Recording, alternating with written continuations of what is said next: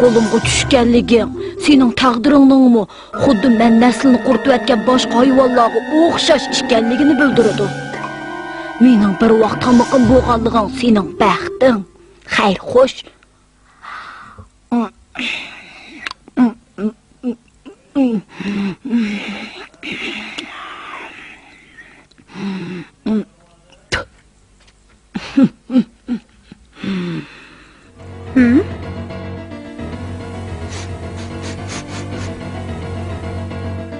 İlgari bu avat tağ ormanlığıda xilma-xil hayvanlar yaşaydı.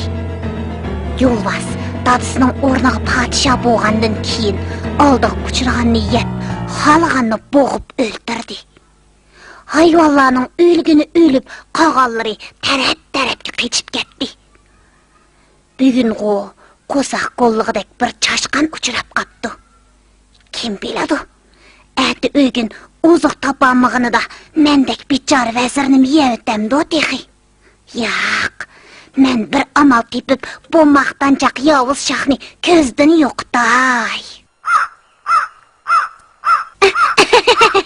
Ulug' shoyin, kuch qudrati tangdoshsiz ulug' oliylari, o'zlarining qaddi qomati, mijoz xulqi, boturliqlari marhum shoh otlariga o'z ayni o'xshaydi jumo.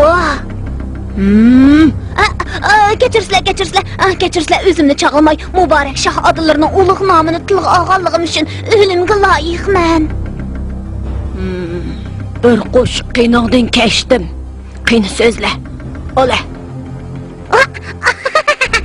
Rahmat.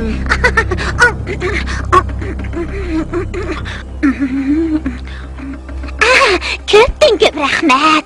O'zlarining otasi Yo'lbars xo'jam nihoyatda maqomatlik, botir edi.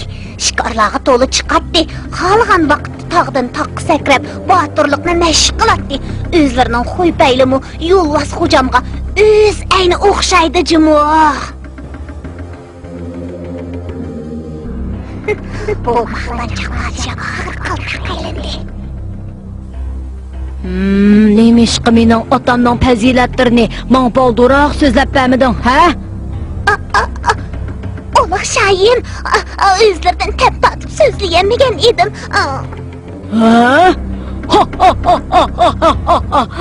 Shundoqmi? Ko'nilada otasining o'zini bolasi bosidi degan maqol tamsil bor.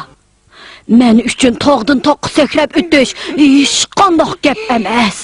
Men bundan keyin xuddi shu otamdek tog'dan toqqa sakrab botirlikni mashq qilaman. Men bilan yur, mayli. Shu otam tog'dan toqqa sakrab mashq qiladigan mashq o'rnini men ko'rsatib qo'yg'ay. Labbay.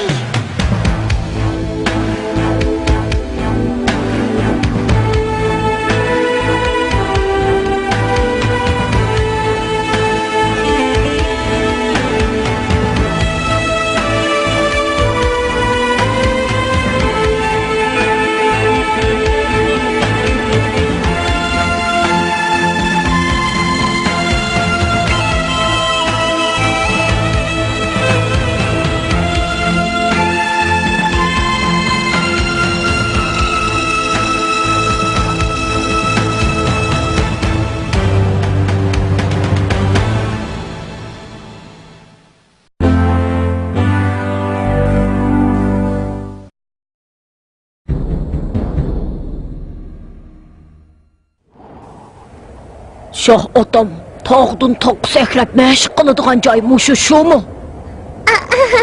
Dal shu, lekin oliylar sizlar bu yerdan asta. Sen meni o'tanmaydi demoqchimisan? Yo'q, men undaq demoqchi emas, lekin men oliylar undaqda meni bu yerdan qandoq o'tadiganligimni obdan bir ko'rib qo'y.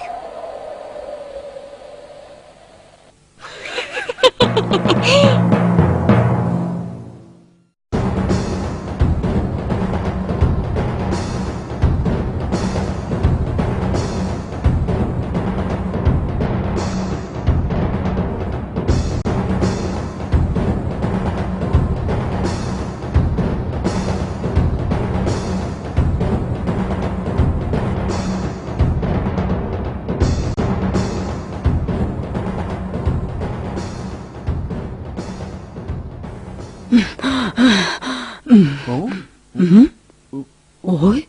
Ha? Voyjon!